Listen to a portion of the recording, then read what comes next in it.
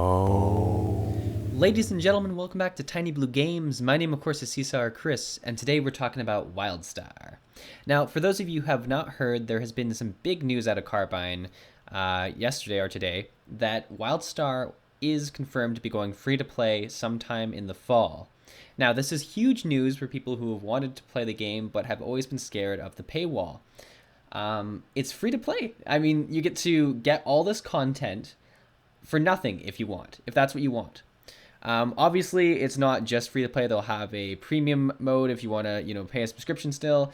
You can kind of do a buy to play thing if you want to do it. It's kind of like Guild Wars 2. That it's got a wide range of ways you can pay for the game, and I am gonna look at each of these ways in this video. We're gonna talk about some of the information that Carbine has released about the free to play transition. Before we do that, though, for people who haven't played Wildstar in a while or want just a very quick update of how Wildstar has done, I'm just going to give you a brief history. So if you want to skip ahead to the actual free-to-play stuff, if you've been playing for a while, just skip to like 3 minutes. I'll put some sort of link on the video to jump you ahead. If you want more information, though, and you want an in-depth of all the changes and you're thinking of coming back, I will put a card on the video for my Wildstar Has Changed video, which talks in great detail about what each patch has done for the game to make it a very quality game that is now played, and like a lot the population is rising. We're going to talk about it in a second, but it's a great game now. So let's talk about what happened to Wildstar. So it's been about a year since launch. When it launched, there was a ton of hype of Wildstar. A lot of people thought it would be a WoW killer, which is kind of a curse when people call a game a WoW killer because it never lives up to it. But we saw that WoW subscription numbers dropped for a while, and Wildstar was just booming at the start because a lot of people were trying it from different games. But what happened was there was a few issues. There was poor optimization because I don't think the game was completely polished yet.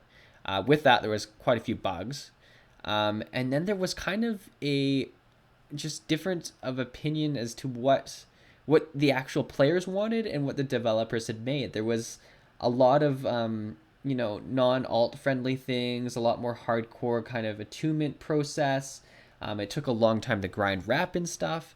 The game was very much an old school MMO game, which a lot of players had said they wanted, but maybe didn't want in effect. So, that's what really turned a lot of people off, especially people who have never gone through the hardcore MMO phase and are very used to kind of some more casual systems as well, which they kind of want to balance out. And they have now, but it's taken a year.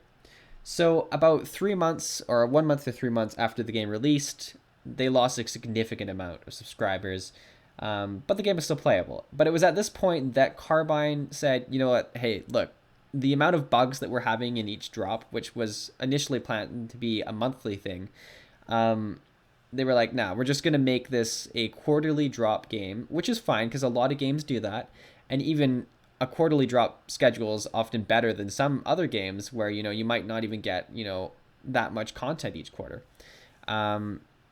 So they moved forward with this plan, and they had their first quarterly drop about 6 months after launch, which was drop 3. There was still bugs with this, and it didn't add that much. It had some very nice quality of life changes to the rune system in the game, as well as some story progression, but it didn't have enough to keep people's interest. And this is where Wildstar hit rock bottom. I even left the game for about a month here, me and my friends. And I think the population was really struggling. Like, it was, looking really bad for the game. Like, lights out kind of thing, or free to play immediately. However, there was a turnaround. When Drop 4 came, 3 months after that, or 9 months into the year or whatever, we saw some huge content update with a dungeon, a bunch of new systems, new currencies, new quality of life changes, very minimal bugs, and non-game breaking bugs. And we really saw a lot of people come back. I came back at that point. I know a lot of people who came back, and we saw a huge influx of players. Right after that, well, not right after that, but a little bit after that, they did some changes to PvP to make it so you could get the gear without being restricted by ratings, so that people actually started playing PvP again. So the PvP is active at this point, though the new season hasn't started, so we can't really say on what's going to happen to it. It is at least active now. Finally, Drop 5 came out, which brought a whole bunch of people back. It brought even new people back, and that's what the real story is here now.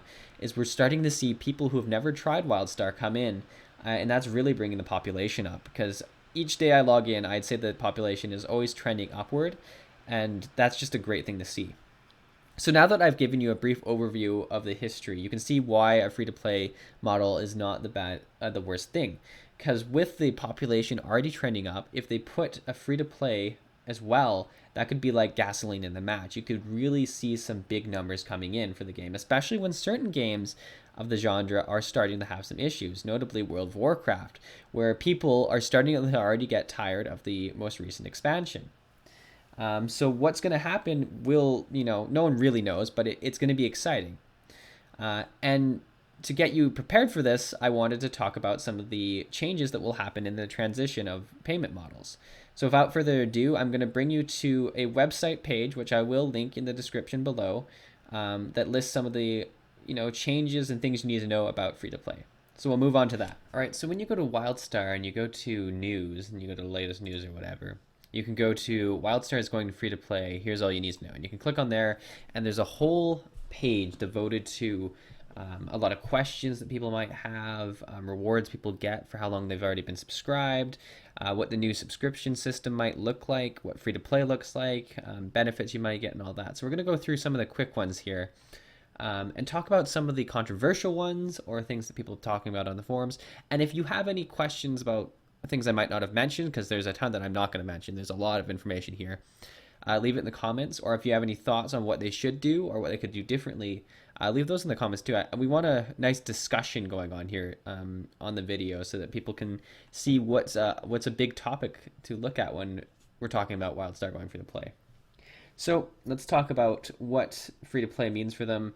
Free-to-play for them would appear that it means that you can play all the content in WildStar. They don't want any content, dungeon, raid, battleground map, or anything like that, or different mode or anything like that to be locked behind a paywall. And that's a big green light for me. That's a great thing for free-to-play games. It's never a good community when you have some people that are walled off from the rest of the game. And that's something that I'm very happy to see that they're not going to do. Another thing that I am happy to see that they're going to do is they're going to keep a subscription model in the game so that you can sort of have a premium account, which a lot of games such as Rift has done and Terra has done, and it's worked really well. So you don't need to use it, but you can definitely use it for bonuses and such, which we'll talk about in a second. You can also use this premium account by buying cred with in-game currency. So the cred system is going to stay there, and it's just going to allow you to buy the premium account with in-game currency. And right now, if cred prices stay the way they are, and I would assume that if anything, they'd go lower since you don't actually need to have the cred anymore to play, it's really easy to buy cred. I don't know what the issue is with people and the cred prices, but like, you do a few daily contracts or whatever, and you can buy a cred. It's crazy how quick you can get it. So moving down here, we have that there's going to be some rewards for people who have subscribed for long enough to WildStar. Let's see. There's for people who have subscribed the entire time, I think they're going to get all three of these rewards here. My favorite, and one that I'm actually not going to get because I am unsubscribed for about a month, is the new mount here, which looks really cool. You got a caretaker DJ for your house, and then you also have a new pet, sort of cool disco ball snail guy. For people who haven't, if you missed out on launch, but you're a subscriber and maintain your current subscription, you'll get the caretaker and you'll get the snail. So I probably will get these two, but I won't get the cool mount, which is kind of unfortunate. But that being said, with it being a well, I don't know. It's a mount. It's not the end of the world for me. It isn't. I am hurt, but it's not the end of the world. Let's talk about free to play versus buy to play. And you're thinking, Chris, what do you mean it's not going to buy to play? Well, with a free to play game, you can kind of make it buy to play, and a lot of games like Terra have done this. So if you're free to play, you get 2 character slots, 4 costume slots, 2 personal bank slots, and 1,000 total decor pieces on your plot.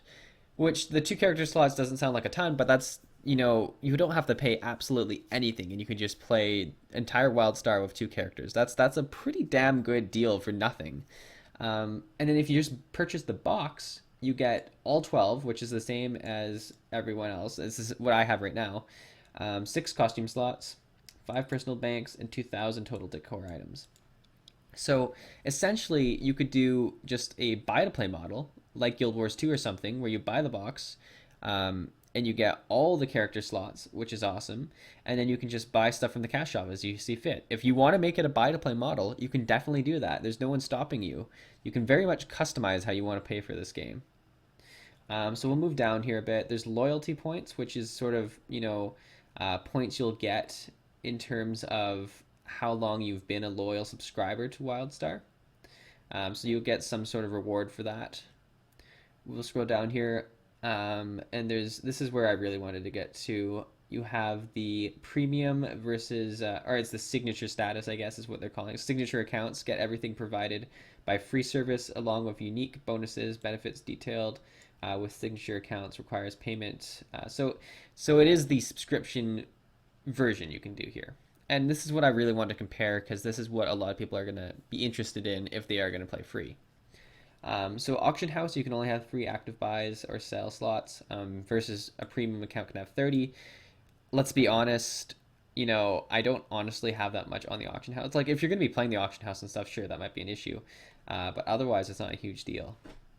For circles, you can only join one circle, can't invite people to or create a circle. If you have a signature account, you can create the circles and you can have 5 of them or whatever. So it's really what it is for the premium accounts is it's either going to be exactly how it is right now. If you keep paying your subscription model, nothing's going to change, or you're going to get benefits. They're not going to take anything away from someone who's paying their subscription still.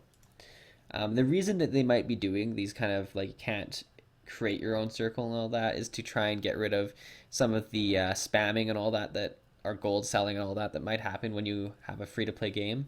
So that might be the case. I'm not sure if they will keep it exactly that hard where you can't even create a circle, but we'll see. Circuit board crafting, minus 50% overcharge risk. This is something I have a little bit of an issue with because crafting in my mind is actually kind of part of the game. It's not sort of a fluff thing. It's not as big as crafting in certain other games, whereas you can get like it's not the best in-game gear, so it's not going to like change stuff that way. And I think that's why it's okay because it's not the best in-game gear. So it just makes it more convenient to get geared up. I just don't like anything that changes the gearing process for certain people, but it's not even going to change it that much. I don't know. If there was an issue with this list, and I've gone through the whole list, that was one of my bigger ones. So it's a pretty good list. They've done it pretty well. We'll move down here. Commodities exchange. It's the same thing as the auction house kind of thing. Crafting, kind of the same thing as we saw up here. CS tickets, there's priority if you have a premium account or whatever. Currency, you earn currency at normal rates for free,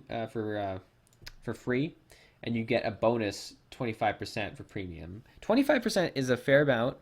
But at least the free one is regular, so it's not going to go down for people who are free now.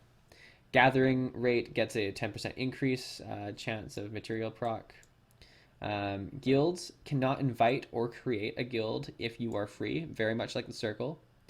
Can invite, so it's normal for premium, obviously. There was some speculation on the forums, and people were concerned that you couldn't join a guild or that you wouldn't be in a guild or something like that if you're free. No, it doesn't sound like that. They haven't officially made a statement about it, but reading this, it sounds like you just can't create a guild or invite people to a guild.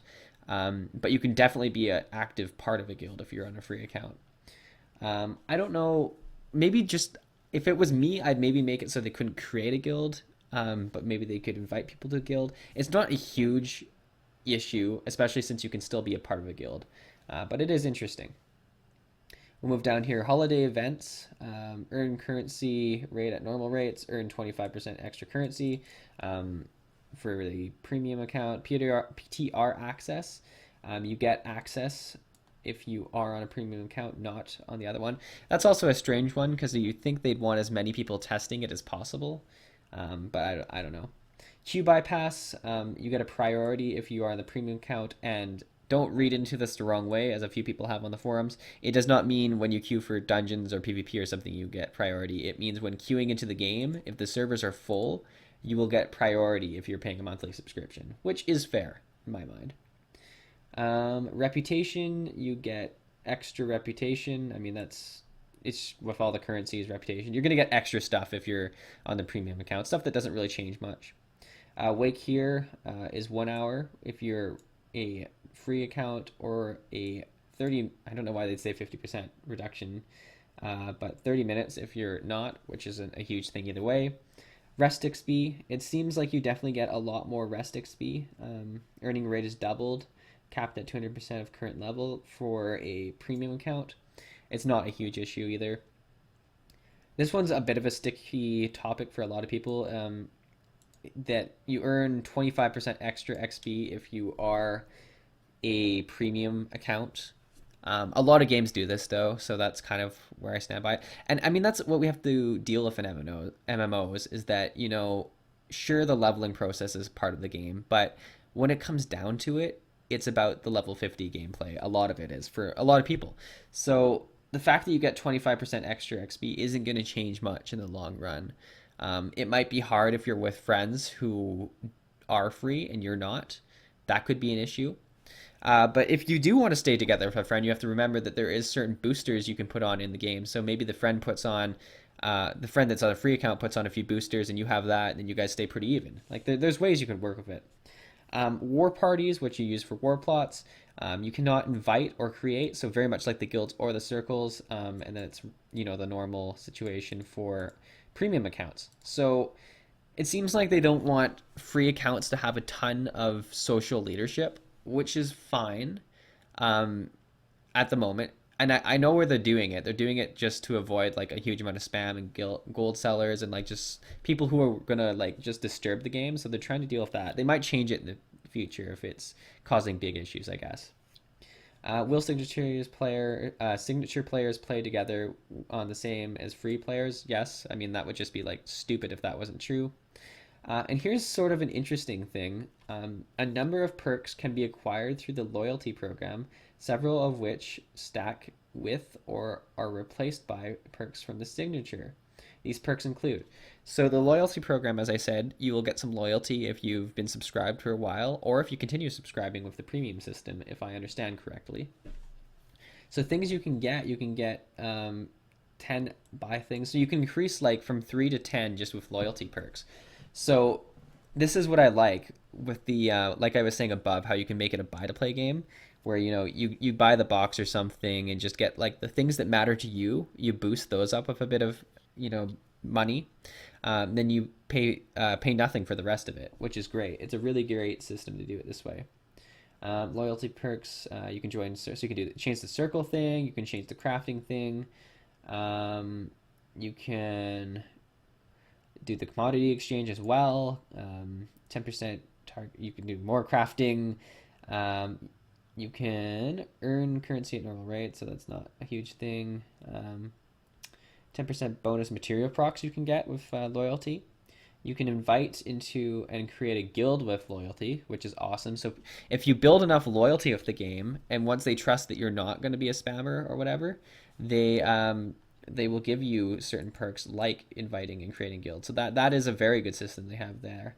Or currency at normal rate. So it looks like you can't boost the currency without going to the signature status. You can get PTR access, which is great. What else can you do? You can reduce the cooldown of Wake here.